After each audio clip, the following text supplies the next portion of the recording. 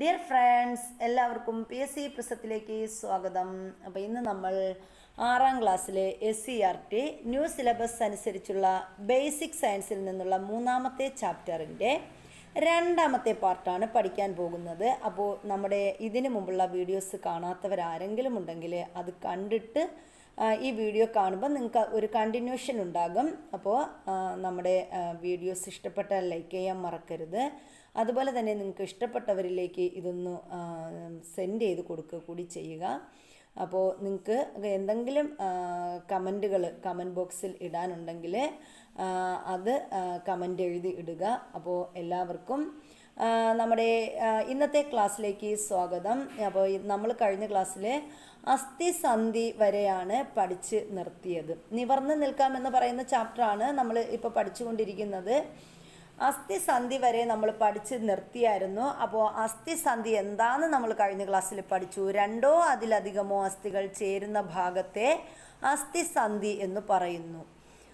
നമ്മുടെ ശരീരത്തിൽ വിവിധ തരം അസ്ഥികളുണ്ട് എന്ന് നമ്മൾ പഠിച്ചു. അസ്ഥിസന്ധികൾ ചലിപ്പിക്കാൻ കഴിയുന്നവയുമുണ്ട്, ചലിപ്പിക്കാൻ കഴിയാത്തവയുമുണ്ട്.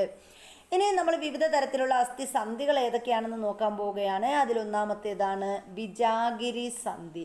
അപ്പോൾ ഏതാണ് വിജാഗിരി സന്ധി, അല്ലെങ്കിൽ ഹിഞ്ച് ജോയിൻ്റ് എന്ന് നമുക്ക് പറയാം. അപ്പോൾ വിജാഗിരി സന്ധിയെക്കുറിച്ച് ഡീറ്റെയിൽ ആയിട്ട് പറയുകയാണെങ്കിൽ, കതക്, ജനൽ എന്നിവയിലെ വിജാഗിരി പോലെ കൈമുട്ടിലെയും കാൽമുട്ടിലെയും അസ്ഥികൾ ഒരു വശത്തേക്ക് മാത്രമേ ചലിപ്പിക്കാൻ സാധിക്കുകയുള്ളൂ. അപ്പം നമ്മൾ കതകിലും ജനലിലും ഒക്കെ കുറ്റിയിടാറുണ്ടല്ലേ. ഇങ്ങനെ കതകിലും ജനലിലും ഉള്ളതുപോലെ വിജാഗിരി പോലെ കൈമുട്ടിലും കാൽമുട്ടിലും എന്തുണ്ട്? അസ്ഥികളുണ്ട്. ഈ അസ്ഥികളുടെ പ്രത്യേകത ഒരു വശത്തേക്ക് മാത്രം ചലിപ്പിക്കാൻ സാധിക്കുന്ന അസ്ഥികളാണ് വിജാഗിരി സന്ധി എന്ന് പറയുന്നത്. കൈമുട്ടിലും കാൽമുട്ടിലും കാണപ്പെടുന്ന ഇത്തരം സന്ധികളാണ് വിജാഗിരി സന്ധികൾ. അപ്പോൾ ഇത് എവിടെയൊക്കെയാണ് കാണപ്പെടുന്നത്? വിജാഗിരി സന്ധി കാണപ്പെടുന്നത് എവിടെയെന്ന് ചോദിച്ചാൽ കൈമുട്ടിലും കാൽമുട്ടിലും കാണപ്പെടുന്ന സന്ധികളാണ് വിജാഗിരി സന്ധികൾ. ഇനി നമുക്കിവിടെ ഒരു പട്ടിക തന്നിട്ടുണ്ട്. വിജാഗിരി സന്ധി കാണപ്പെടുന്ന ഭാഗങ്ങളും അതിൻ്റെ പ്രത്യേകതകളും ചർച്ച ചെയ്യാനെന്ന് പറഞ്ഞിട്ട് തന്നിട്ടുണ്ട്. അപ്പം നമ്മുടെ കൈമുട്ട്, കാൽമുട്ട് ഇതാ ഇവിടെ കാണിച്ചിട്ടുണ്ട്. നമ്മുടെ കൈമുട്ട്, അതുപോലെ കാൽമുട്ട്, ഇവിടെയാണ് എന്തുള്ളത്? ഈ പറഞ്ഞ വിജാഗിരി സന്ധി ഉള്ളത്. ഇനി വിജാഗിരി സന്ധിയുടെ ഏതൊക്കെ ശരീരഭാഗത്താണ് ഉള്ളതെന്ന് നമ്മൾ പറഞ്ഞു. നമ്മുടെ കൈമുട്ടിലും കാൽമുട്ടിലുമാണ് വിജാഗിരി സന്ധി കാണപ്പെടുന്നത്.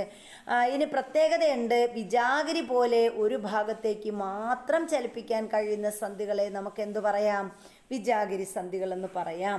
ഇനി നമ്മൾ ഇവിടെ കുട്ടികളോട് പറഞ്ഞിരിക്കുന്നത് വിജാഗിരി സന്ധിയുടെ ഒരു മാതൃക ഉണ്ടാക്കാനാണ് പറഞ്ഞിരിക്കുന്നത് കേട്ടോ. അപ്പോൾ വിജാഗിരി സന്ധി ഉണ്ടാക്കാനായി ചിത്രത്തിൽ കാണുന്നത് പോലെ കാർഡ് ബോർഡ് അല്ലെങ്കിൽ മൾട്ടിവുഡോ അല്ലെങ്കിൽ കൈയുടെ ഭാഗങ്ങളുടെ രൂപങ്ങൾ വെവ്വേറെ വെട്ടിയെടുത്ത് ഈ 2 ഭാഗങ്ങളെയും ബന്ധിപ്പിക്കുക. അപ്പോൾ ഇവിടെ കുട്ടികൾ ഉണ്ടാക്കി വെച്ച ഒരു രൂപം, വിജാഗിരി സന്ധിയുടെ ഒരു രൂപം നമുക്ക് ഇവിടെ താഴെ തന്നിട്ടുണ്ട്. ഇതുണ്ടോ? ഇതാണ് വിജാഗിരി സന്ധി. ഈ കാണുന്നുണ്ടല്ലോ, ഈ കാണുന്നതാണ് ഇതാണ് വിജാഗിരി സന്ധി എന്ന് പറയുന്നത്. ഇവിടെ കണ്ടു കഴിഞ്ഞാൽ ഒരു കലണ്ടർ പോലെ എനിക്ക് തോന്നിപ്പിക്കുന്നു. അപ്പം ഇതാണ് വിജാഗിരി സന്ധി എന്ന് പറയുന്നത്. ഇതാണ്ട് വിജാഗിരി നമ്മൾ കുറ്റിയിടൂലേ, ആ ഒരു ജനലിലും കതകിലും ഒക്കെ ഒരു കുറ്റിയിടുമല്ലോ, ആ ഒരു സാധനം അത് കണ്ടോ, അതിൻ്റെ ആ മാതൃകയാണ് നമ്മുടെ കയ്യിലെ, അതുപോലെ കാൽമുട്ടിലെയും കൈമുട്ടിലെയും ഒക്കെ വിജാഗിരി സന്ധി എന്ന് പറയുന്നത്. ഇനി 2ാമത്തെ സന്ധിയാണ് ബോൾ ആൻഡ് സോക്കറ്റ് സന്ധി. അപ്പോൾ എന്താണ് ഈ ബോൾ ആൻഡ് സോക്കറ്റ് സന്ധി എന്ന് പറയുന്നത്? കൈമുട്ട്, കാൽമുട്ട് എന്നിവയുടെ ചലനം പോലെയാണോ നമ്മുടെ തോളലിൻ്റെ ചലനം? അപ്പം നമ്മൾ തോളലിലും ഉള്ള ചലനം പറയുന്നതിന് മുമ്പ് നമ്മൾ പഠിച്ചു കാൽമുട്ടിലും കൈമുട്ടിലും വിജാഗിരി സന്ധി ഉണ്ട് എന്ന് നമ്മൾ പഠിച്ചു. അപ്പം നമ്മൾ കാൽമുട്ടും കൈമുട്ടും ചലിപ്പിക്കുന്നത് പോലെ അല്ല നമ്മൾ എന്ത് ചലിപ്പിക്കുന്നത്? നമ്മുടെ തോളലിൻ്റെ ചലനം എന്ന് പറയുന്നത്. കൈകൾ വശങ്ങളിലേക്ക് നീട്ടി ചലിപ്പിച്ച് നോക്കൂ. തോളെല്ലിലെ സന്ധി എല്ലാ വശത്തേക്കും ചലിപ്പിക്കാൻ സാധിക്കുന്നില്ലേ? അപ്പം നമ്മുടെ തോളെല്ലിലെ സന്ധിയുടെ പ്രത്യേകത എന്താണ്? എല്ലാ വശത്തിലേക്കും കൈ ഫുള്ള് നമുക്ക് കറക്കാൻ സാധിക്കും അല്ലേ? ബാക്കിലോട്ടും ഫ്രണ്ടിലോട്ടും ഒക്കെ കറക്കാൻ സാധിക്കും. അപ്പോൾ ഇങ്ങനെയുള്ള സന്ധിയാണ് നമ്മൾ നമ്മുടെ എന്താണ് ഈ ഒരു വശങ്ങളിലേക്ക് എല്ലാ വശങ്ങളിലേക്കും നമുക്ക് എന്ത് ചെയ്യാൻ പറ്റും, ചലിപ്പിക്കാൻ കഴിയുന്ന സന്ധിയാണ് നമ്മുടെ തോളലിലെ സന്ധി എന്ന് പറയുന്നത്. ഇനി ഇത് സാധ്യമാകുന്നത് എന്തുകൊണ്ടാണ്, എങ്ങനെയാണ്? അപ്പം നമ്മുടേതാ ഇവിടെ ഈ ഒരു ചിത്രം തന്നിട്ടുണ്ട്, കണ്ടോ? ചിത്രം നിങ്ങൾ കണ്ടല്ലോ. നമ്മുടെ തോളലാണ് കേട്ടോ, ഈ കാണിക്കുന്നതാണ്, ഇതാണ് നമ്മുടെ തോളല്. ഇനി ഇവിടെ തോളൽ മാത്രമല്ല, നമ്മുടെ ഇടുപ്പെല്ലിൻ്റെ ഫോട്ടോയും ഇവിടെ തന്നിട്ടുണ്ട്. അപ്പോൾ അതുപോലെ ഉള്ള ഇതാണ് നമ്മുടെ തുടയെല്ല് എന്ന് പറയുന്നത്. ഈ കാണുന്നതാണ് നമ്മുടെ കയ്യിലെ അസ്ഥി. അപ്പോൾ ഇവിടെ ഈ ഒരു ജോയിൻ്റ് ഉണ്ടല്ലോ, ഇതിനെയാണ് നമ്മൾ സന്ധി എന്ന് പറയുന്നത്. അപ്പോൾ ആ ചിത്രം നോക്കിയാൽ നമുക്ക് കുറേ കാര്യങ്ങൾ അവിടെ നിന്ന് കിട്ടും. ഇനി ചിത്രം നിരീക്ഷിച്ച് തോളല്, ഇടുപ്പല്ല് എന്നിവയുടെ ചലനത്തെപ്പറ്റി കൂടുതൽ മനസ്സിലാക്കാൻ പറഞ്ഞിട്ടുണ്ട്. ഏറ്റവും കൂടുതൽ ചലന സ്വാതന്ത്ര്യമുള്ള സന്ധിയാണ് ബോൾ ആൻഡ് സോക്കറ്റ് സന്ധി എന്ന് പറയുന്നത്. അപ്പം നമ്മുടെ ശരീരത്തിൽ ഏറ്റവും കൂടുതൽ ചലന സ്വാതന്ത്ര്യമുള്ള സന്ധി ഏതെന്ന് ചോദിക്കാം. അപ്പോൾ ഏതാണ്? നമ്മുടെ ബോൾ ആൻഡ് സോക്കറ്റ് സന്ധിയാണ് ഏറ്റവും കൂടുതൽ ചലനശേഷിയുള്ള സന്ധി.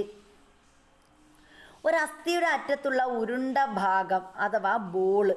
അപ്പോൾ ഒരു അസ്ഥിയുടെ അറ്റത്ത് എന്തുണ്ട്? ഒരു ഉരുണ്ട ഭാഗം, അതാണ് നമ്മൾ ബോളെന്ന് പറയുന്നത്. മറ്റൊരു അസ്ഥിയുടെ കുഴിയിൽ എന്ത് ചെയ്യുന്നു? സോക്കറ്റ് തിരിയുന്ന രീതിയിലാണ് ഇത് ക്രമീകരിച്ചിരിക്കുന്നത്. അപ്പോൾ ഒരു ബോള് നമ്മൾ ഒരു കുഴിയിലിട്ട് ആ ഒരു സോക്കറ്റ് തിരിയുന്ന രീതിയിൽ ക്രമീകരിച്ചിരിക്കുന്നത് കൊണ്ടാണ് ഇതിനെ എന്തെന്ന് പറയുന്നത്? ബോൾ ആൻഡ് സോക്കറ്റ് സന്ധി എന്ന് പറയുന്നത്. അതിനാൽ ഇതിനെ നമ്മൾ ബോൾ ആൻഡ് സോക്കറ്റ് സന്ധി എന്ന് പറയുന്നു. അതുപോലെ തോള്, ഇടുപ്പ് എന്നീ ഭാഗങ്ങളിലാണ് ഈ സന്ധി കാണപ്പെടുന്നത്. അപ്പോൾ ഈ ബോൾ ആൻഡ് സോക്കറ്റ് സന്ധി കാണപ്പെടുന്നത് ഏത് ഭാഗങ്ങളിലാണ്? നമ്മുടെ തോള്, ഇടുപ്പ്. നമ്മൾ എക്സസൈസൊക്കെ ചെയ്യുമ്പോൾ നമ്മൾ ഈ ഇടുപ്പിട്ട് കറക്കാറുണ്ടല്ലേ. അപ്പോൾ അങ്ങനെ കറക്കണമെങ്കിൽ എന്താണ് അവിടെ ഉള്ളത്? നമ്മുടെ ഈ ഒരു ബോൾ ആൻഡ് സോക്കറ്റ് സന്ധിയാണ് അവിടെ ഉള്ളത്. അതുകൊണ്ടാണ് നമുക്കത് സാധിക്കുന്നത്. അപ്പോൾ ഈ തോള്, ഇടുപ്പ് എന്നീ ഭാഗങ്ങളിലാണ് ഈ അസ്ഥിസന്ധി കാണപ്പെടുന്നത്. നമ്മുടെ ശരീരത്തിൽ ബോൾ ആൻഡ് സോക്കറ്റ് സന്ധി കാണപ്പെടുന്ന ഭാഗങ്ങൾ കണ്ടെത്തി പട്ടിക പൂർത്തിയാക്കാൻ കൂടി പറഞ്ഞിട്ടുണ്ട്. അപ്പം നമുക്ക് പറയാം, ബോൾ ആൻഡ് സോക്കറ്റ് സന്ധി കാണപ്പെടുന്ന നമ്മുടെ ശരീരത്തിലെ ഭാഗമാണ് ഏതൊക്കെയാണ്? തോളും അതുപോലെ ഇടുപ്പും, അല്ലേ?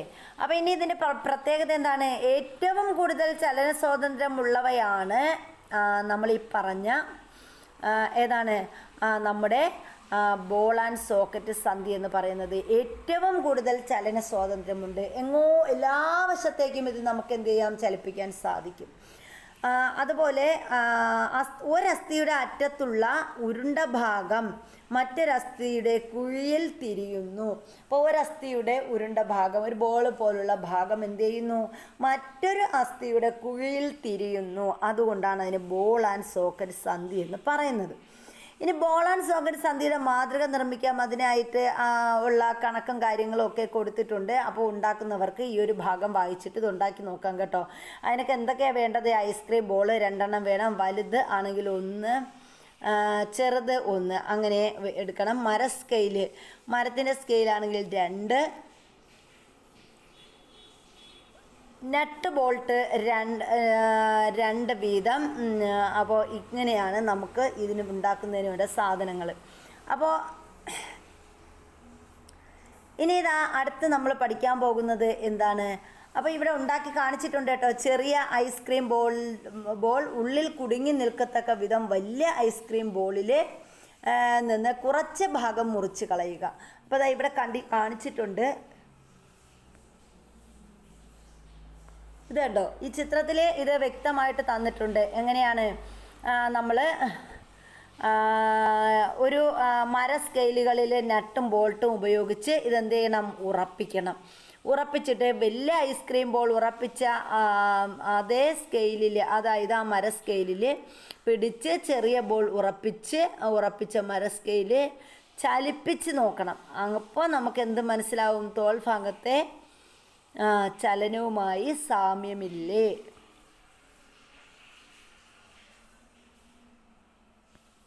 അപ്പോൾ ഇതാണ് നമ്മൾ പറഞ്ഞ ബോൾ ആൻഡ് സോക്കറ്റ് സന്ധി എന്ന് പറയുന്നത്. അപ്പോൾ ഇപ്പം നമ്മൾ 2 സന്ധി പഠിച്ചു.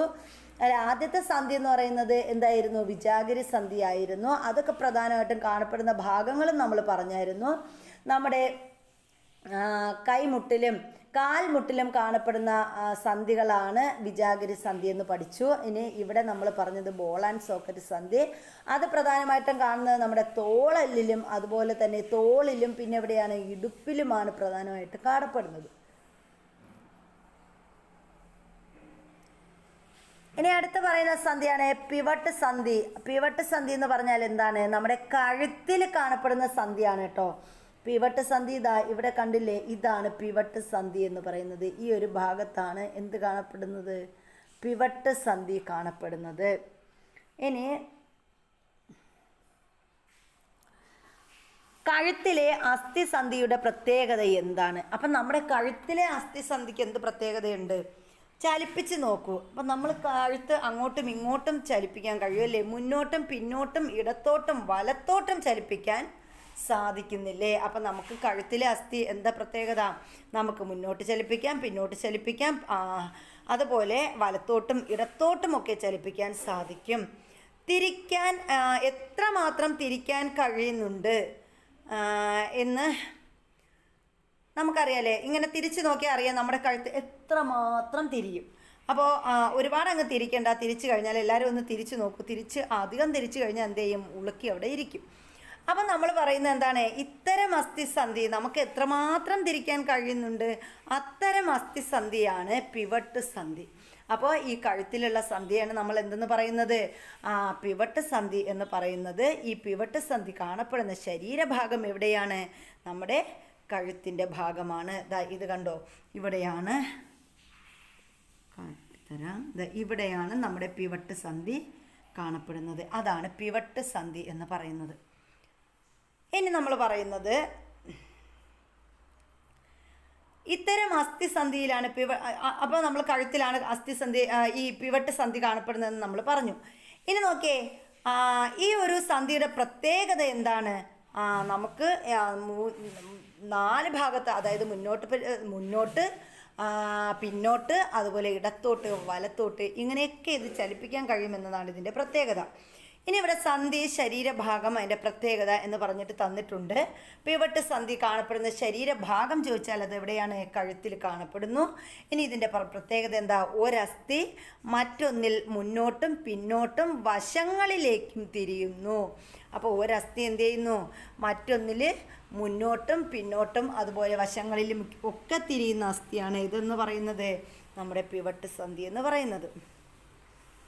ഇനി പിവട്ട് സന്ധിയുടെ മാതൃക ഉണ്ടാക്കാനായി ചിത്രത്തിൽ കാണുന്നത് പോലെ എന്താണ് ഇവിടെയും നേരത്തെ നമ്മൾ പറഞ്ഞ 2 പരീക്ഷണം പോലെ ഇവിടെയും ഒരു പരീക്ഷണം പറഞ്ഞിട്ടുണ്ട്. ഇത് കുട്ടികൾക്ക് ഒക്കെ ഉള്ള പഠനമായതുകൊണ്ടാണ് ഈ ഒരു ആക്ടിവിറ്റിയിലൂടെ ഇവരെ പഠിപ്പിക്കുന്നത്. ഇപ്പോൾ LP UP ഇതൊക്കെ പഠിപ്പിക്കുന്ന ടീച്ചേഴ്സ് ആണെങ്കിൽ ഉറപ്പായിട്ട് നമ്മൾ ഇത് അറിഞ്ഞിരിക്കണം. കാരണം ഇതുപോലുള്ള വർക്കുകൾ നമ്മളും കുട്ടികൾക്ക് കൊടുക്കാൻ ഉള്ളവരാണ്. അപ്പോൾ പിവട്ട് സന്ധിയുടെ മാതൃക ഉണ്ടാക്കാനായി ചിത്രത്തിൽ കാണുന്നത് പോലുള്ള പൗഡർ ടിൻ എടുക്കുക. ഇത്തരം പൗഡർ ടിന്നിൻ്റെ അടപ്പ് ശ്രദ്ധിച്ചിട്ടുണ്ടോ? എങ്ങനെയാണ് അടപ്പ് ചലിക്കുന്നത്? അപ്പം നമുക്ക് മുന്നോട്ടും പിന്നോട്ടും ആക്കുമ്പോഴാണല്ലോ ഇതുപോലുള്ള ടിന്നിൽ നമുക്ക് ചലിപ്പിക്കാൻ കഴിയുന്നത്. കഴുത്തിൻ്റെ ചലനവുമായി എന്തെങ്കിലും സാമ്യമുണ്ടോ? അപ്പോൾ ഇതും കഴുത്തിൻ്റെ ചലനവുമായിട്ട് സാമ്യമുണ്ട്. പൗഡർ ടിന്നിൽ പാവയുടെ തല ഉറപ്പിച്ച് പിവട്ട് സന്ധിയുടെ മാതൃക നിർമ്മിക്കാൻ പറഞ്ഞിട്ടുണ്ട്.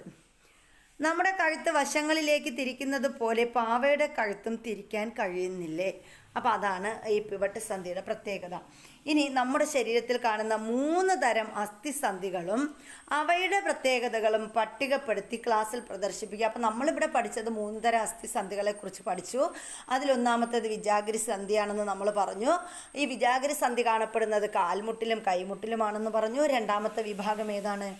രണ്ടാമത്തത് ബോൾ ആൻഡ് സോക്കറ്റ് സന്ധി. അത് തോളിലും ഇടുപ്പിലുമാണ് കാണപ്പെടുന്നത്. ഇടുപ്പിലുമായിട്ട് കാണപ്പെടുന്നു. പിന്നെ മൂന്നാമത് പറഞ്ഞ പിവട്ട് സന്ധി. പിവട്ട് സന്ധി അവിടെ കാണപ്പെടുന്നു, നമ്മുടെ കഴുത്തിൻ്റെ ഭാഗത്താണ് കാണപ്പെടുന്നത്. കഴുത്തിൽ കാണപ്പെടുന്ന സന്ധിയാണ് പിവട്ട് സന്ധി. ഇനി നമ്മൾ പറയുന്നത് എപ്പോഴും നമുക്ക് പലപ്പോഴും സംഭവിക്കാവുന്ന കാര്യം തന്നെയാണ് ഇനി നമ്മൾ പഠിക്കാൻ പോകുന്നത്, അസ്ഥിഭംഗം. ഇപ്പോൾ അസ്ഥിഭംഗം എന്ന് പറഞ്ഞാൽ നമുക്ക് ആർക്കും മനസ്സിലാവണമെന്നില്ല. പക്ഷേ അതിന് നമ്മൾ ഫ്രാക്ചർ എന്ന് പറഞ്ഞാൽ കഴിഞ്ഞാൽ ഉറപ്പായിട്ട് നമുക്ക് എല്ലാവർക്കും മനസ്സിലാവും അല്ലേ. നമ്മൾ എവിടെയെങ്കിലും വീഴുമ്പോൾ നമ്മുടെ കയ്യോ കാലോ അല്ലെങ്കിൽ ശരീരഭാഗം എവിടെയെങ്കിലും ഫ്രാക്ചർ ആവും. അപ്പോൾ അതിനെയാണ് നമ്മൾ എന്തെന്ന് പറയുന്നത്, അസ്ഥിഭംഗം എന്ന് പറയുന്നത്. അപ്പോൾ ഇവിടെ ഒരു ചിത്രം തന്നിട്ടുണ്ട്. ഇതാ ഒരു കുട്ടിയുടെ ചിത്രം ഇവിടെ തന്നിട്ടുണ്ട്. എന്താണ്, വേനൽ അവധിക്കാലമൊക്കെ ആകുമ്പോൾ ഇതേപോലെ കുട്ടികളുടെ കയ്യിലൊക്കെ എന്ത് കാണപ്പെടും, ഇതേപോലെ കാണപ്പെടും അല്ലേ. ഇതേപോലെ കൈയൊക്കെ കെട്ടി ഇവർ ഇങ്ങനെ നടക്കുന്നത് നമ്മൾ പല സ്ഥലത്തും കണ്ടിട്ടുണ്ട്. അപ്പോൾ ചിത്രം നോക്കൂ, കുട്ടിയുടെ വലത് കൈ ശ്രദ്ധിക്കൂ. എന്താണ് പറ്റിയത്? ഇത്തരം പ്രശ്നങ്ങൾ നിങ്ങളിൽ ആർക്കെങ്കിലും ഉണ്ടായിട്ടുണ്ടോ? എന്തുകൊണ്ടാണ് ഇങ്ങനെ കെട്ടിവെക്കേണ്ടി വരുന്നത്? അപ്പോൾ നമ്മൾ വീണ് കൈ ഒടിഞ്ഞു കഴിഞ്ഞാൽ എന്ത് ചെയ്യും, നമ്മളിതുപോലെ കെട്ടിവെക്കാറുണ്ടല്ലേ. ചിത്രത്തിൽ കാണുന്നത് പോലുള്ള എക്സ്റേ ഷീറ്റ് നിങ്ങൾ കണ്ടിട്ടില്ലേ? അപ്പോൾ ഇവിടെ നോക്കിയേ, ഇവിടെ ഒരു എക്സ്റേ ഷീറ്റ് തന്നിട്ടുണ്ട്. ഇതാണ് എക്സ്റേ ഷീറ്റ് എന്ന് പറയുന്നത്. അപ്പോൾ ഈ എക്സ്റേ ഷീറ്റിൽ കാണുന്നത് എന്താണ്, ഏത് ഭാഗത്തിൻ്റെ ചിത്രമാണ് കാണുന്നത് എന്ന് ചോദിച്ചിട്ടുണ്ട്. അപ്പോൾ ചിത്രത്തിൽ കാണുന്ന അസ്ഥിക്ക് ഒടിവോ പൊട്ടലോ സംഭവിച്ചിട്ടുണ്ടോ? ഇപ്പോൾ ചിത്രത്തിൽ ഒരു എന്താണ്, ഒരു അസ്ഥിയുടെ പടം തന്നിട്ടുണ്ട്. അതിലിതാ ഇവിടെ ഒരു റെഡ് മാർക്ക് തന്നിട്ടുണ്ടല്ലോ.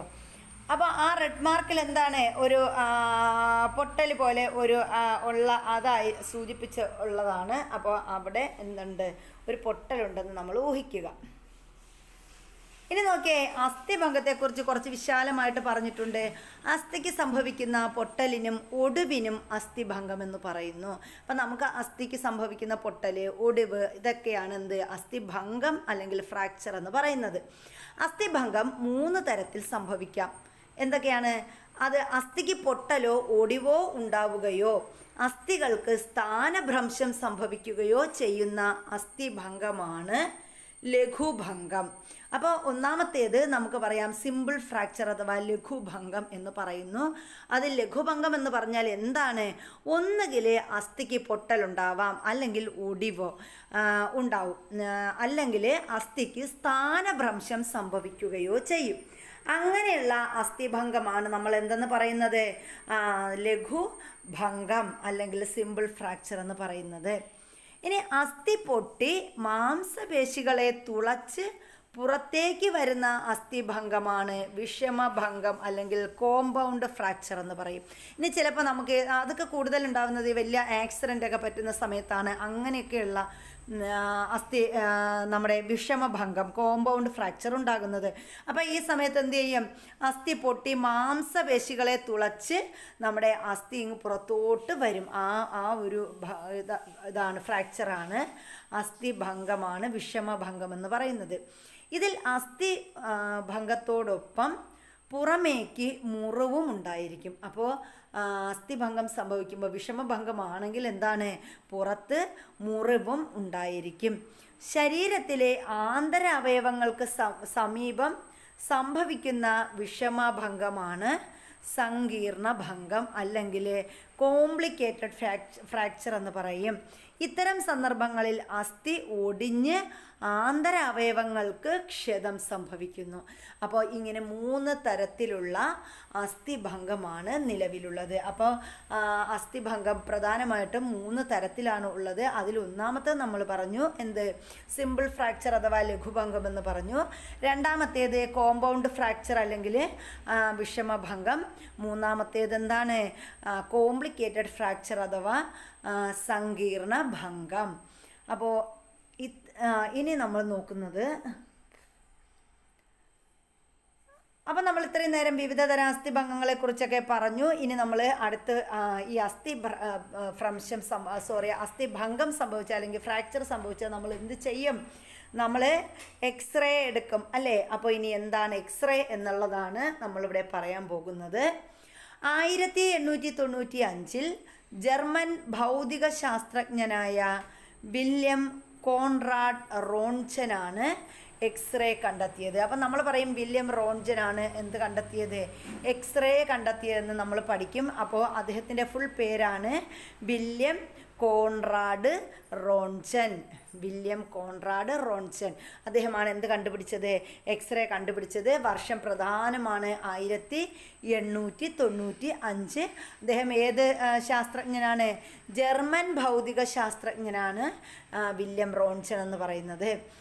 മനുഷ്യൻ്റെ കൈകളിലെ അസ്ഥികളുടെ ഫോട്ടോഗ്രാഫിക് ചിത്രം എക്സ്റേ ഉപയോഗിച്ചെടുത്തത് റോൺസനാണ്. അപ്പോൾ അദ്ദേഹം ആദ്യമായിട്ട് എക്സ്റേ കണ്ടുപിടിക്കുന്നത് എങ്ങനെയാണ്? അദ്ദേഹം മനുഷ്യൻ്റെ കൈകളിലെ അസ്ഥികളുടെ ഫോട്ടോഗ്രാഫിക് ചിത്രം എന്ത് ചെയ്തു? ഈ എക്സ്റേ ഉപയോഗിച്ച് എടുത്തു. അങ്ങനെയാണ് ആദ്യമായിട്ട് നമ്മുടെ റോൺസൺ എക്സ്റേ കണ്ടുപിടിക്കുന്നത്. മാംസപേശികളിലൂടെ കടന്നു പോകുന്നതും എല്ലുകളിലൂടെ കടന്നു പോകാത്തതുമാണ് എക്സ്റേ. അപ്പോൾ എക്സ്റേ കടന്നു പോകുന്നത് എങ്ങനെയാണ്? മാംസപേശികളിലൂടെ കടന്നു പോകും, പക്ഷേ എല്ലുകളിലൂടെ എന്ത് കടന്നു പോകില്ല? എക്സ്റേ കടന്നു പോകില്ല. അതുകൊണ്ടാണ് നമ്മുടെ മാംസപേശികളെയൊക്കെ തുളച്ച് കയറി നമ്മുടെ എല്ലിൻ്റെ ചിത്രം ആരെടുക്കുന്നത്?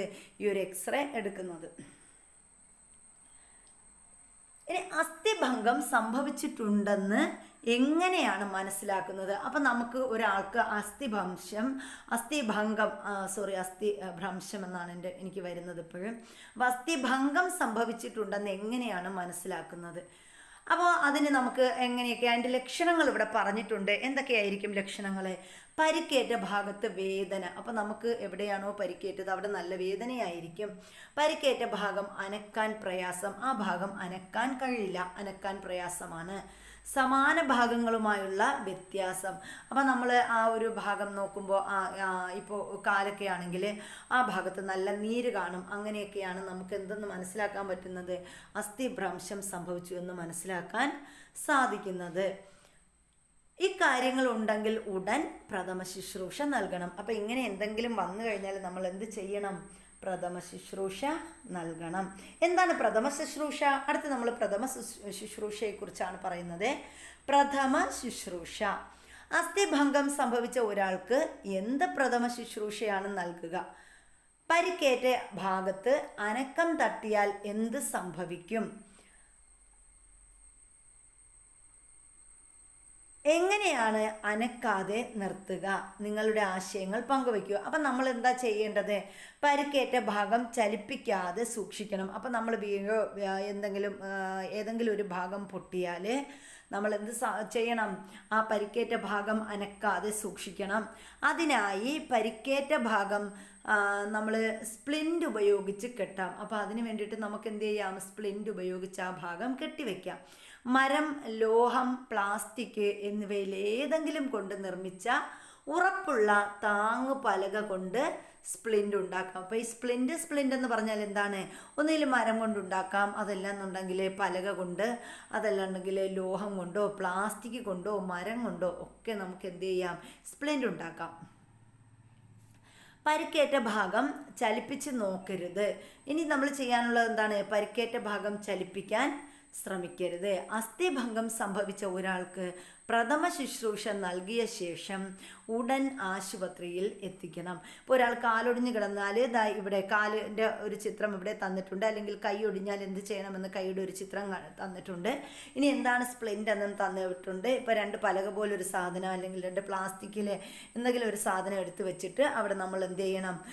വെച്ച് നേരെ ലെവൽ ചെയ്ത് കെട്ടണം. അപ്പോൾ അതിനെയാണ് നമ്മൾ എന്തെന്ന് പറയുന്നത്? പ്രഥമ ശുശ്രൂഷ എന്ന് പറയുന്നത്. അത് ഈ സ്പ്ലിൻ്റ് ഉണ്ടാക്കി കെട്ടുന്നതാണ്. ഇനി സ്പ്ലിൻ്റൊക്കെ ഉണ്ടാക്കിയിട്ട് നമ്മൾ എന്താണ് അനക്കാതെ വെച്ചുകൊണ്ടിരുന്നാൽ മതിയാവില്ല, മറിച്ച് എന്ത് ചെയ്യണം? നമ്മൾ ബാക്കി ഉടൻ തന്നെ ഹോസ്പിറ്റലിൽ കൊണ്ടുപോകണം. ഇനി കളിക്കുന്നതിനിടെ വീഴുന്ന കുട്ടി, കാലിൽ നല്ല വേദന, അസ്ഥിഭംഗം, പരിശോധന, പ്രഥമ ശുശ്രൂഷ നൽകലും ആശുപത്രിയിൽ എത്തിക്കലും, അങ്ങനെ ഒരു ചിത്രമാണ് ഇവിടെ തന്നിരിക്കുന്നത്. അപ്പോൾ ഇവിടെ നോക്കിയേ, ഡോക്ടർ പറയുന്നത് ശ്രദ്ധിക്കാൻ പറഞ്ഞിട്ടുണ്ട്.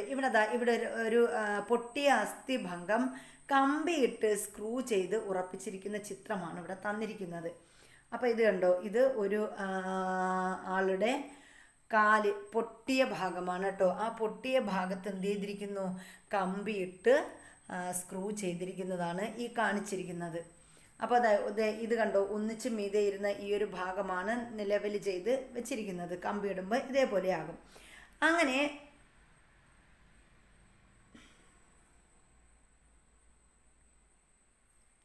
എന്തിനാണ് പെട്ടെന്നുള്ള എല്ലിന് പൊട്ടലുള്ള എല്ലിന് കമ്പിയിടുന്നത് എന്തിനാണ്? അപ്പം നമ്മൾ എല്ല് പൊട്ടിയാൽ പെട്ടെന്ന് എന്ത് ചെയ്യും? കമ്പിയിടാൻ പോകും അല്ലേ? ചിലപ്പോൾ ചില വലിയ പരിക്കൊക്കെ ആണെങ്കിൽ ഡോക്ടർ പറയും ഓപ്പറേഷൻ ചെയ്ത് കമ്പി ഇടണമെന്ന് പറയും. ഇനി ചെറിയ പരിക്കൊക്കെ ആണെങ്കിൽ പ്ലാസ്റ്റർ മതിയാകും. അതല്ല എന്നുണ്ടെങ്കിൽ ബാൻഡേജോ അങ്ങനെ എന്തെങ്കിലുമൊക്കെ ചെറിയ പരിക്കുകൾക്ക് അങ്ങനെ എന്തെങ്കിലും മതിയാകും. ഇനി അസ്ഥിഭംഗം വന്ന ഭാഗം ശരിയായി ചേർത്ത് വെച്ച് ലോഹക്കമ്പികൾ സ്ക്രൂ ചെയ്ത് ഉറപ്പിക്കാറുണ്ട്. അപ്പോൾ അസ്ഥിഭംഗം വന്ന ഭാഗം എന്താ ചെയ്യുന്നത്? ചേർത്ത് വെച്ചിട്ട് ശരിയായ രീതിയിൽ ചേർത്ത് വെച്ച് ലോഹക്കമ്പികൾ സ്ക്രൂ ചെയ്ത് ഉറപ്പിക്കാറുണ്ട്. എന്തുകൊണ്ടാണ് ലോഹക്കമ്പികൾ വെക്കുന്നത്? നമ്മുടെ ശരീരത്തിൽ കിടന്ന് വേറെ കുഴപ്പമൊന്നും പറ്റാതിരിക്കാനായിട്ടാണ് അങ്ങനെ ശ്രദ്ധിച്ച് ചെയ്യുന്നത്. അസ്ഥികൾ ഇളകാതെ നിൽക്കുന്നതിനും വേഗം കൂടിച്ചേരുന്നതിനും ഇത് സഹായകമാണ്. അപ്പോൾ ഈ ലോഹക്കമ്പികളൊക്കെ വെച്ച് സ്ക്രൂ ചെയ്ത് വെച്ചാൽ അസ്ഥികൾ അങ്ങോട്ടും ഇങ്ങോട്ടും അനങ്ങി ക്രമം തെറ്റോ ഒന്നും ചെയ്യത്തില്ല. നല്ല രീതിയിൽ എന്ത് ചെയ്യും? അസ്ഥികൾ ശരിയായി വരും. ഇനി നോക്കിയേ, മുട്ട് മാറ്റിവെക്കൽ. നമ്മൾ പലപ്പോഴും കേട്ടിട്ടുണ്ട്, പ്രായമായ അമ്മമാർക്കും അച്ഛന്മാർക്കും ഒക്കെ മുട്ടുവേദനയുടെ കാര്യം നമ്മൾ കേട്ടിട്ടുണ്ട്. അപ്പോൾ അസഹനീയമായ മുട്ടുവേദന, നടക്കാൻ പറ്റാത്ത അവസ്ഥയൊക്കെ ഉണ്ടാവാറുണ്ട്. അപ്പോൾ നമ്മൾ ചെയ്യുന്ന ഒരു പരിപാടിയാണ് മുട്ട് മാറ്റിവെക്കൽ എന്ന് പറയുന്നത്. എന്താണ് മുട്ട് മാറ്റിവെക്കൽ? ശരീരഭാരം കൂടുന്നതും അസ്ഥികളിൽ കാൽസ്യം കുറയുന്നതും കാൽമുട്ടിന് തേയ്മാന പ്രശ്നങ്ങൾ ഉണ്ടാക്കും. അപ്പോൾ എന്തുകൊണ്ടാണ് കാൽമുട്ടിന് വേദന അല്ലെങ്കിൽ തേയ്മാന പ്രശ്നങ്ങൾ ഉണ്ടാകുന്നത് കൊണ്ടാണ് നമ്മൾ ഈ പറഞ്ഞ മുട്ട് മാറ്റി വെക്കേണ്ടി വരുന്നത്. അതിന് പ്രധാന കാരണം ഒന്ന് നമ്മുടെ ശരീരഭാരം കൂടുന്നതും, രണ്ടാമത്തെ അസ്ഥികളിൽ കാൽസ്യം കുറയുന്നതും കാൽമുട്ടിന് തേയ്മാന പ്രശ്നങ്ങൾ ഉണ്ടാക്കും.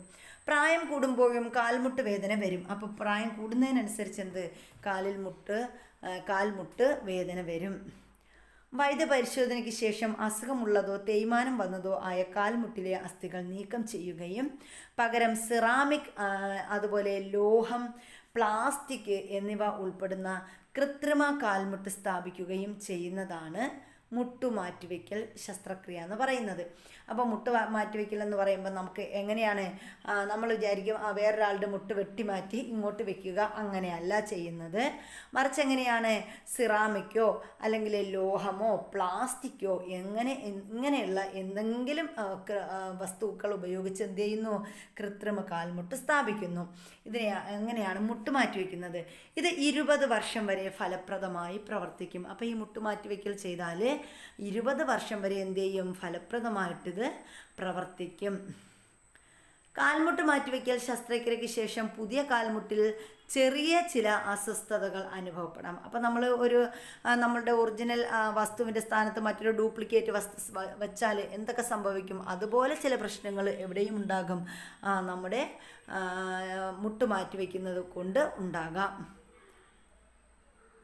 പുതിയ കാൽമുട്ടിൽ ചെറിയ ചില അസ്വസ്ഥതകൾ അനുഭവപ്പെടാം. അപ്പോൾ മരുന്നുകൾ ഉപയോഗിച്ചും ഫിസിയോതെറാപ്പിയിലൂടെയും ഇത് മാറ്റിയെടുക്കാവുന്നതാണ്. അപ്പോൾ നമ്മൾ ഈ പറഞ്ഞ അസ്വസ്ഥതകളൊക്കെ എങ്ങനെയാണ് നമുക്ക് ഒന്നുകിൽ ഫിസിയോതെറാപ്പി, അതല്ല എന്നുണ്ടെങ്കിൽ നമ്മൾ എന്ത് ചെയ്താൽ മതി? മരുന്നുകളൊക്കെ കഴിച്ചാൽ ഇത് മാറും. ഇനി അസ്ഥികളുടെ ആരോഗ്യത്തിന് നമ്മൾ എന്ത് ചെയ്യണം? ആഹാരം ആരോഗ്യത്തിന് എന്ന പാഠത്തിൽ പോഷക ഘടകങ്ങളെക്കുറിച്ച് നമ്മൾ പഠിച്ചു അല്ലേ? അസ്ഥികളുടെ ആരോഗ്യത്തിന് ആവശ്യമായ ധാതുക്കൾ ഏതൊക്കെയാണെന്നാണ് നമ്മൾ പഠിച്ചത്. പ്രധാനമായും അസ്ഥികളുടെ ആരോഗ്യത്തിന് ആവശ്യമായ ധാതുവാണ് കാൽസ്യം എന്ന് പറയുന്നത്. എല്ലിനും പല്ലിനും ഒക്കെ ബലം വേണമെങ്കിൽ നമ്മൾ കാൽസ്യം ചേർന്ന ആഹാര സാധനങ്ങൾ കഴിക്കണം. അപ്പോൾ എല്ല്, പല്ല് എന്നിവയുടെ ആരോഗ്യത്തിന് ആവശ്യമായ പോഷക ഘടകങ്ങൾ ഏതൊക്കെയാണ്? അപ്പോൾ നമ്മുടെ എല്ലിനും പല്ലിനും ഒക്കെ നമുക്ക് ഈ പറഞ്ഞ കാൽസ്യം ആവശ്യമാണ്. അപ്പോൾ അതിനുവേണ്ടി നമ്മൾ എന്ത് ചെയ്യണം? കാൽസ്യം അടങ്ങിയ വസ്തുക്കൾ, ആഹാര സാധനങ്ങൾ ധാരാളമായിട്ട് കഴിക്കണം. ഉദാഹരണം പാല്, അതുപോലെ മുട്ട, അങ്ങനെയുള്ള പച്ചക്കറികൾ, നെല്ലിക്ക, ഇങ്ങനെയൊക്കെയുള്ള സാധനങ്ങൾ ധാരാളമായിട്ട് കഴിക്കണം. ഇനി നിങ്ങൾക്ക് സ്കൂളിൽ പാലും മുട്ടയും തരുന്നത് എന്തിനാണെന്ന് മനസ്സിലായില്ലേ? അപ്പോൾ എന്തുകൊണ്ടാണ് കുട്ടികൾക്കൊക്കെ ആഴ്ചകളിലൊക്കെ പാലും മുട്ടയും ഒക്കെ സ്കൂളിൽ നൽകാറുണ്ട്? അതിനുള്ള കാരണം ഇതാണ്. ഇനി ചെവിക്കുള്ളിലും അസ്ഥികൾ. അപ്പോൾ നമ്മുടെ ശരീരത്തിലെ ഭാഗങ്ങളുടെ അസ്ഥികളും സന്ധികളും ഒക്കെയാണ് നമ്മളിപ്പോൾ പറഞ്ഞുകൊണ്ടിരുന്നത്. ഇനി നമ്മൾ പറയുന്നത് നമ്മുടെ ചെവിക്കുള്ളിലെ അസ്ഥികളെ കുറിച്ചാണ്. നമ്മുടെ ചെവിക്ക് 3 ഭാഗങ്ങളുണ്ട്. അപ്പം നമ്മുടെ ചെവിയുടെ ഭാഗങ്ങൾ എത്രയാണ്? ചെവിക്ക് പ്രധാനമായിട്ട് 3 ഭാഗങ്ങളുണ്ട്. അതിൽ മധ്യകർണത്തിൽ 3 ചെറിയ അസ്ഥികളുണ്ട്. അപ്പോൾ ചെവിക്ക് 3 ഭാഗങ്ങളുണ്ടെന്ന് പറഞ്ഞു. നമ്മുടെ ചെവിയുടെ മധ്യകർണത്തിൽ എന്തുണ്ട്? മധ്യകർണത്തിൽ 3 ചെറിയ അസ്ഥികളുണ്ട്. 3 ചെറിയ അസ്ഥികൾ മധ്യകർണത്തിലുണ്ട്. ഈ 3 ചെറിയ അസ്ഥികൾ, മധ്യകർണത്തിലെ 3 ചെറിയ അസ്ഥികളാണ് മാലിയസ്, ഇംഗസ്, സ്റ്റേപ്പിസ് എന്നിവ. അപ്പോൾ മധ്യകർണത്തിലെ 3 അസ്ഥികൾ ഏതൊക്കെയെന്ന് ചോദിച്ചാൽ നമുക്ക് പറയാം മാലിയസ്, ഇംഗസ്, സ്റ്റേപ്പിസ് എന്നിവയാണ്. ഇവയ്ക്ക് കമ്പനം ചെയ്യാൻ കഴിവുണ്ട്. അപ്പോൾ ഇവ എന്ത് ചെയ്യും? കമ്പനം ചെയ്യും. ഈ അസ്ഥികൾക്ക് കമ്പനം ചെയ്യാനുള്ള കഴിവുണ്ട്. ഇവയുടെ കമ്പനം മൂലമാണ് നാം ശബ്ദം കേൾക്കുന്നത്. അപ്പോൾ ഈ മാലിയസ്, ഇംഗസ്, സ്റ്റേപ്പിസ് എന്നീ അസ്ഥികൾ എന്ത് ചെയ്യുന്നു? കമ്പനം ചെയ്യാറുണ്ട്. ഇവയുടെ ഈ കമ്പനം മൂലമാണ് നമുക്ക് ശബ്ദം കേൾക്കാൻ സാധിക്കുന്നത്. ഇവ കമ്പനം ചെയ്യുമ്പോൾ ബാഹ്യകർണത്തിൽ നിന്ന് ആന്തരകർണത്തിലേക്ക് ശബ്ദ കൈമാറ്റം ചെയ്യപ്പെടുന്നു. അപ്പോൾ ഈ മധ്യകർണത്തിലെ 3 അസ്ഥികൾ എന്ത് ചെയ്യുന്നു? കമ്പനം ചെയ്യുമ്പോൾ നമ്മുടെ ബാഹ്യകർണത്തിൽ നിന്ന് ആന്തരകർണത്തിലോട്ട് എന്ത് ചെയ്യുന്നു? ശബ്ദം കൈമാറ്റം ചെയ്യപ്പെടുന്നു. നമ്മുടെ ശരീരത്തിലെ ഏറ്റവും ചെറിയ അസ്ഥിയാണ് സ്റ്റേപ്പിസ് എന്ന് പറയുന്നത്. അപ്പം നമ്മുടെ ശരീരത്തിലെ ഏറ്റവും ചെറിയ അസ്ഥി സ്റ്റേപ്പിസ് എവിടെയാണ് കാണപ്പെടുന്നതെന്ന് നമ്മൾ പഠിച്ചു. മധ്യകർണത്തിലാണ് സ്റ്റേപ്പിസ് കാണപ്പെടുന്നത്. ഇനി ഏറ്റവും വലിയ അസ്ഥി ഏത് എന്ന് ചോദിച്ചാൽ നമുക്ക് പറയാം എന്താണ്? തുടയെല്ല് ആണ്. നമ്മുടെ ശരീരത്തിലെ ഏറ്റവും വലിയ അസ്ഥി തുടയെല്ലും ഏറ്റവും ചെറുത് സ്റ്റേപ്പിസുമാണ്. ഇനി അസ്ഥിക്കൂടം പുറത്തും. ഇവിടെ ഒരു ഒച്ചിൻ്റെ പടം തന്നിട്ടുണ്ട്. ഒച്ചിൻ്റെ പടത്തിൻ്റെ പ്രത്യേകത എന്താണ്? ഒച്ചിൻ്റെ അസ്ഥികൂടം പുറത്താണ് കാണപ്പെടുന്നത് അല്ലേ? അപ്പോൾ ഇവിടെ തന്നിരിക്കുന്നത് കണ്ടോ? നമ്മുടെ ഒച്ചിൻ്റെ അസ്ഥികൂടമാണ് ആ പുറത്ത് കാണുന്ന ചിരട്ട പോലുള്ള ഒരു സാധനം. ഇതുവരെ നമ്മൾ ചർച്ച ചെയ്തത് ആന്തര അസ്ഥികൂടമുള്ള ജീവികളെ കുറിച്ചാണ്. അസ്ഥികൂടം ശരീരത്തിന് പുറത്ത് കാണുന്ന ജീവികളുണ്ടോ? അപ്പോൾ അസ്ഥികൂടം ശരീരത്തിന് പുറത്ത് കാണുന്ന ജീവികൾ ഉണ്ട് എന്ന് നമുക്കിതിൽ നിന്ന് മനസ്സിലായി. ചിത്രത്തിൽ കാണുന്ന ജീവി ഏതാണ്? ഒച്ചാണല്ലേ. അപ്പോൾ ഇതിൻ്റെ അസ്ഥികൂടം എവിടെയാണെന്ന് നിരീക്ഷിച്ചിട്ടുണ്ടോ? അപ്പോൾ നമ്മൾ ചിത്രത്തിൽ കാണുന്ന ഒച്ചിൻ്റെ അസ്ഥികൂടം എവിടെയാണ്? ആന്തര അസ്ഥികൂടം. ഒച്ചിൻ്റെ ആന്തര അസ്ഥികൂടം പുറത്താണ് കാണപ്പെടുന്നത്. താഴെ നൽകിയിരിക്കുന്ന ജീവികളെ നിരീക്ഷിക്കൂ. ഇവയ്ക്ക് അസ്ഥികൂടമുണ്ടോ? ഇവയുടെ അസ്ഥികൂടം എവിടെയാണ് കാണപ്പെടുന്നത്? ശരീരത്തിനകത്താണോ പുറത്താണോ? ഈ ജീവികൾക്കെല്ലാം ബാഹ്യ അസ്ഥികൂടമാണുള്ളത്. ഇവയുടെ പേര് കണ്ടെത്തി എഴുതുക എന്നുകൂടി പറഞ്ഞിട്ടുണ്ട്. അപ്പോൾ ഇവിടെ ബാഹ്യ അസ്ഥികൂടമുള്ള ചില ജീവികളെ പറഞ്ഞിട്ടുണ്ട്. അവ ഏതൊക്കെയാണെന്നാണ് നമ്മൾ പറയുന്നത്. അപ്പോൾ ഏതൊക്കെയാണ്? നമ്മുടെ വണ്ട്, നമ്മുടെ ഈ തെങ്ങൊക്കെ തുളയ്ക്കുന്ന വണ്ടാണ് ഫസ്റ്റ് തന്നിരിക്കുന്നത്. അപ്പോൾ ഒന്നാമത്തെ വണ്ടാണ് അല്ലേ? വണ്ടാണ്. ഇതാണ് തെങ്ങിലൊക്കെ കൂടുതലായിട്ട് കാണപ്പെടുന്നത്. തെങ്ങ് തുളച്ച് നശിപ്പിക്കുന്ന വണ്ടാണ് ഈ കാണുന്ന വണ്ട്. ഇനി രണ്ടാമത് നമ്മുടെ കൊഞ്ചാണ്. ചെമ്മീൻ എന്ന് നമ്മൾ പറയും. നല്ല ഫ്രൈ ആയിട്ടൊക്കെ കഴിക്കാൻ നല്ല ടേസ്റ്റാണ്. അപ്പോൾ ചെമ്മീൻ, അതുപോലെ പാറ്റ, പിന്നെന്താണ് നമ്മൾ പഴുതാര എന്ന് പറയും. നമ്മുടെ ഇവിടെയൊക്കെ നമ്മൾ പഴുതാര എന്നും പറയും, ചാക്കാണി എന്നും പറയും കേട്ടോ. ഇതിനെ നമ്മളൊക്കെ ചാക്കാണി എന്നുകൂടി പറയും. അതാണ് ഈ പഴുതാര. അതുപോലെ എന്താണ് ഞണ്ട്, ഈ കാണുന്ന ഞണ്ട്. അപ്പം ഇതിൻ്റെയൊക്കെ പ്രത്യേകത എന്ന് പറഞ്ഞാൽ ഇവയ്ക്കൊക്കെ എന്താണുള്ളത്? ബാഹ്യ അസ്ഥികൂടമുള്ള ജീവികളാണ്.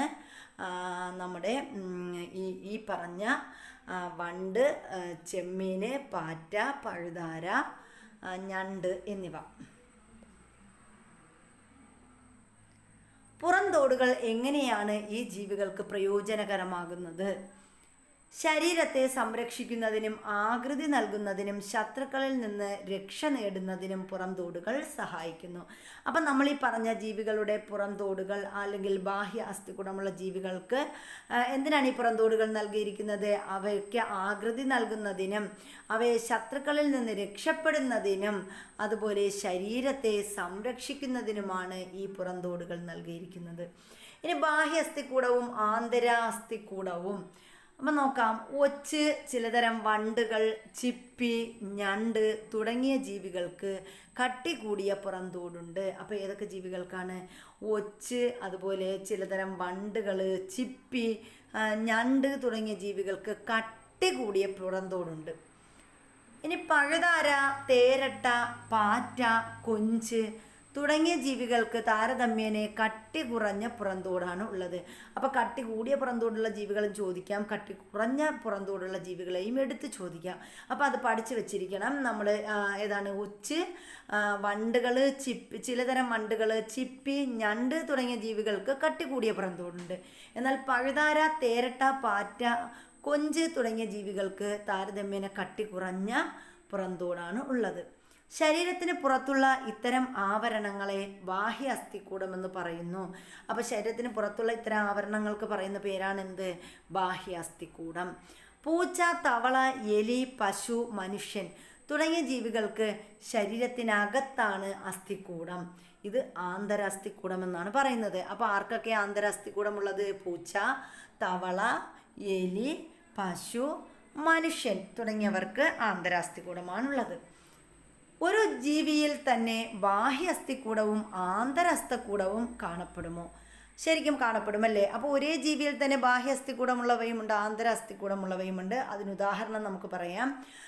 മുതല, ആമ എന്നീ ജീവികളിൽ ഏത് തരം അസ്ഥികൂടമാണ് കാണപ്പെടുന്നത് എന്ന് ചോദിച്ചാൽ ഇവയ്ക്ക് ബാഹ്യ അസ്ഥികൂടവുമുണ്ട്, ആന്തരാസ്ഥികൂടവുമുണ്ട് അല്ലേ? ഇതേ നോക്കിയേ, ഇവിടെ മുതലയെ തന്നിട്ടുണ്ട്. മുതലയ്ക്ക് പുറത്തും അകത്തും എന്തുണ്ട്? അസ്ഥികൂടമുണ്ട്. ഇനി നമ്മുടെ ആമയ്ക്കും അതുപോലെ തന്നെയാണ്. ആമയ്ക്കും ബാഹ്യ അസ്ഥികൂടവും ആന്തരാസ്ഥികൂടവും ഉണ്ട്. ആമ, മുതല, ചീങ്കണ്ണി തുടങ്ങിയ ജീവികളിൽ ആന്തരാസ്ഥികൂടവും ബാഹ്യ അസ്ഥികൂടവും ഉണ്ടെന്ന് മനസ്സിലായില്ലേ? നിങ്ങൾക്ക് പരിചിതമായ ജീവികളെ ആന്തരാസ്ഥികൂടമുള്ളവ, ബാഹ്യ അസ്ഥികൂടമുള്ളവ, ബാഹ്യ അസ്ഥികൂടവും ആന്തരാസ്ഥികൂടവുമുള്ളവ എന്നിങ്ങനെ തരംതിരിക്കാനൊക്കെ പറഞ്ഞിട്ടുണ്ട്. അപ്പോൾ അത് കുട്ടികൾക്കുള്ള വർക്കാണ്. ഇനി നമ്മൾ പറയുന്നത് ബാഹ്യ അസ്ഥികൂടത്തെക്കുറിച്ചാണ്. അപ്പം എന്താണ് ബാഹ്യ അസ്ഥികൂടം എന്ന് നോക്കാം. നട്ടലില്ലാത്ത മിക്ക ജീവികൾക്കും ബാഹ്യ അസ്ഥികൂടമാണുള്ളത്. അപ്പം നട്ടലില്ലാത്ത ജീവികൾക്ക് എന്തുണ്ട്? ബാഹ്യ അസ്ഥികൂടമാണുള്ളത് മിക്ക ജീവികൾക്കും. ബാഹ്യ അസ്ഥികൂടമുള്ള ജീവികളിൽ ഏറ്റവും കൂടുതലുള്ളത് പ്രാണികളാണ്.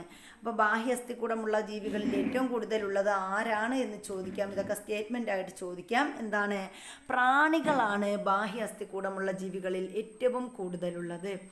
ബാഹ്യ അസ്ഥികൂടം കാലക്രമേണ പൊഴിച്ചു കളയപ്പെട്ടേക്കും. അപ്പോൾ വണ്ടൊക്കെ ആണെങ്കിൽ ചിലപ്പോൾ ഈ ബാഹ്യ അസ്ഥികൂടം എന്ത് ചെയ്യും? കാലക്രമേണ ഇവർ പൊഴിച്ചു കളയും അല്ലേ? ആന്തരാസ്ഥികൂടം ഉള്ള ജീവികളിൽ ബാഹ്യ അസ്ഥികൂടത്തിന് സമാനമായ ചില ഭാഗങ്ങളുമുണ്ട്. അപ്പോൾ ആന്തരാസ്ഥികൂടവും ബാഹ്യ അസ്ഥികൂടവും ഉള്ള ചില ജീവികൾ നമ്മൾ പറഞ്ഞല്ലോ. അപ്പോൾ ഇവയ്ക്ക് എന്താണ്? ബാഹ്യ അസ്ഥികൂടത്തിന് സമാനമായ ചില ഭാഗങ്ങളുണ്ട്. മത്സ്യങ്ങളുടെയും ഉരകങ്ങളുടെയും ചെതുമ്പലുകൾ, പക്ഷികളുടെ തൂവലുകൾ, ജന്തുക്കളിലെ രോമങ്ങൾ, നഖം, കൊമ്പ്, കുളമ്പ് തുടങ്ങിയവ ഇതിനുദാഹരണമാണ്. അപ്പം നമ്മൾ എന്തൊക്കെ പറഞ്ഞത്? ബാഹ്യ അസ്ഥികൂടം കാലക്രമേണ പൊഴിച്ചു കളയാം എന്ന് നമ്മൾ പറഞ്ഞു. അതുപോലെ ആന്തരാസ്ഥികൂടമുള്ള ജീവികളിലെ ബാഹ്യ അസ്ഥികൂടത്തിന് സമാനമായ ചില ഭാഗങ്ങളുണ്ട്. അങ്ങനെ സമാന ഭാഗങ്ങളുള്ള മത്സ്യങ്ങളുടെയും ഉരകങ്ങളുടെയും ചെതുമ്പലുകൾ, പക്ഷികളുടെ തൂവലുകൾ, ജന്തുക്കളിലെ രോമങ്ങൾ, നഖം, കൊമ്പ്, കുളമ്പ് എന്നിവ ഉദാഹരണങ്ങളാണെന്ന് പറഞ്ഞു.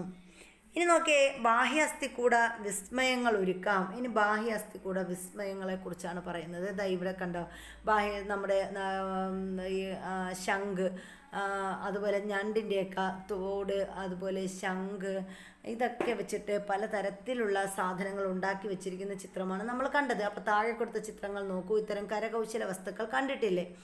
ഇവയെല്ലാം നമ്മുടെ ജീവഹാനി വന്ന പലതരം ജീവികളുടെ ബാഹ്യ അസ്ഥികൂടങ്ങൾ ഉപയോഗിച്ചാണ് ചെയ്തിരിക്കുന്നത്.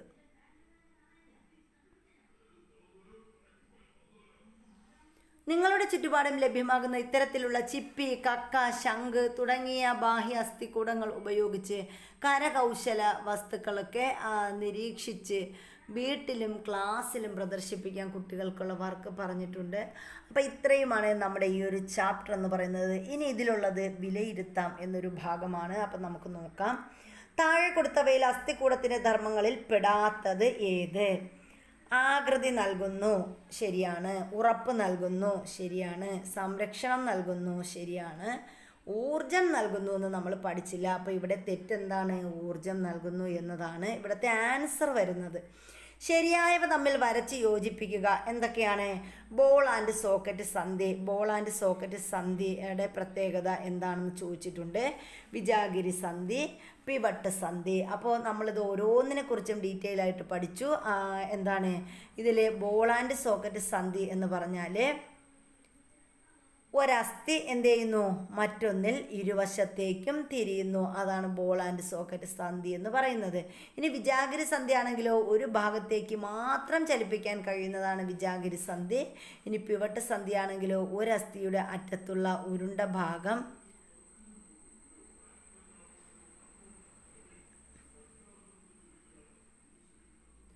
നമ്മുടെ പിവട്ട് സന്ധിയാണ് കേട്ടോ ഇതിൽ രണ്ടാമത് വരുന്നത്. പിവട്ട് സന്ധിയാണ്. ഇത് എന്താണ്? പിവട്ട് സന്ധിയാണ്. ഒരസ്ഥി മറ്റൊന്നിൽ ഇരുവശത്തേക്കും തിരിയുന്നു, അത് പിവട്ട് സന്ധിയാണ്. ഇനി വിജാഗിരി സന്ധി നമ്മൾ പറഞ്ഞു ഒരു ഭാഗത്തേക്ക് മാത്രം ചലിപ്പിക്കാൻ സാധിക്കുന്നു. ബോൾ ആൻഡ് സോക്കറ്റാണ്. സോക്കറ്റിൽ ബോൾ ഇട്ട് വെച്ചിരിക്കുന്ന പോലെ ഒരസ്ഥിയുടെ അറ്റത്തുള്ള ഉരുണ്ട ഭാഗം മറ്റൊരസ്ഥിയുടെ കുഴിയിൽ തിരിയുന്നു. അപ്പോൾ ക്ലിയർ ആയല്ലോ. അപ്പോൾ ഇനി അസ്ഥികളുടെ ആരോഗ്യത്തിന് ഏതെല്ലാം ഭക്ഷ്യവസ്തുക്കൾ ആഹാരത്തിൽ ഉൾപ്പെടുത്തണം? അപ്പോൾ നമ്മുടെ അസ്ഥികളുടെ ആരോഗ്യത്തിന് വേണ്ടി എന്തെല്ലാം ഭക്ഷ്യവസ്തുക്കൾ നമ്മൾ ഉൾപ്പെടുത്താം ആഹാരത്തിൽ? പാല്, മുട്ട, മാംസം, അങ്ങനെ തുടങ്ങിയ ആഹാര സാധനങ്ങൾ നമ്മൾ ഉപയോഗിക്കണം. ഇനി എന്താണുള്ളത്? ഫുട്ബോൾ കളിക്കിടയിൽ നിങ്ങളുടെ കൂട്ടുകാരൻ വീണ് കൈക്ക് ഒടിവ് പറ്റി. അപ്പോൾ നിങ്ങൾ എന്ത് പ്രഥമ ശുശ്രൂഷ നൽകും എന്ന് നമ്മൾ പറഞ്ഞിട്ടുണ്ട്. അപ്പോൾ അതിന് വേണ്ടിയിട്ട് എന്തൊക്കെയാണ് ചെയ്യേണ്ടതെന്ന് നമ്മൾ ഫസ്റ്റ് ക്ലാസ്സിൽ പറഞ്ഞു പോയിട്ടുണ്ട്. ഇനി ഇതിൻ്റെ തുടർ പ്രവർത്തനങ്ങളാണ് പറയുന്നത്. വർണ്ണങ്ങൾ നിറഞ്ഞ ബാഹ്യസ്ഥികൂടമുള്ള പലതരം പ്രാണികളെയും വണ്ടുകളെയും കണ്ടിട്ടില്ലേ? അപ്പോൾ അത്തരം ജീവികളുടെ ചിത്രങ്ങൾ ശേഖരിച്ച് ഡിജിറ്റൽ ആൽബം തയ്യാറാക്കാൻ പറഞ്ഞിട്ടുണ്ട്. കുട്ടികൾക്കാണ്.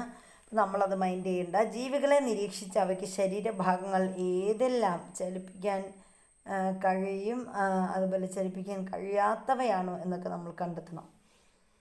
അപ്പോൾ ഇനി ഒരു പിവട്ട് സന്ധി നിർമ്മിക്കാം എന്നതാണ്. അപ്പോൾ ഇത്രയുമാണ് നമ്മുടെ ഈ ഒരു ചാപ്റ്റർ എന്ന് പറയുന്നത്. അപ്പോൾ നമ്മുടെ ക്ലാസ്സുകൾ ഇഷ്ടപ്പെട്ടാൽ ലൈക്ക് ചെയ്യാൻ മറക്കരുത്. അതുപോലെ തന്നെ നിങ്ങൾക്ക് വേണ്ടപ്പെട്ടവരിലേക്ക് ഇതൊന്ന് ഷെയർ ചെയ്ത് കൊടുക്കുക കൂടി ചെയ്യുക. അപ്പോൾ അതുപോലെ നമ്മുടെ ഈ ഒരു ചാപ്റ്ററിന് ശേഷം ഇപ്പോൾ നമ്മൾ 3 ചാപ്റ്റർ പിന്നെ ബേസിക് സയൻസിൽ എടുത്ത് കഴിഞ്ഞിട്ടുണ്ട്. അപ്പോൾ നമ്മുടെ ക്ലാസ്സുകൾ നിങ്ങൾ മറ്റുള്ളവരിലേക്ക് ഒന്ന് ഷെയർ ചെയ്ത് കൊടുക്കുക കൂടി ചെയ്യുക. അപ്പോൾ എല്ലാവർക്കും നല്ലൊരു ദിവസം ആശംസിക്കുന്നു. Thank you.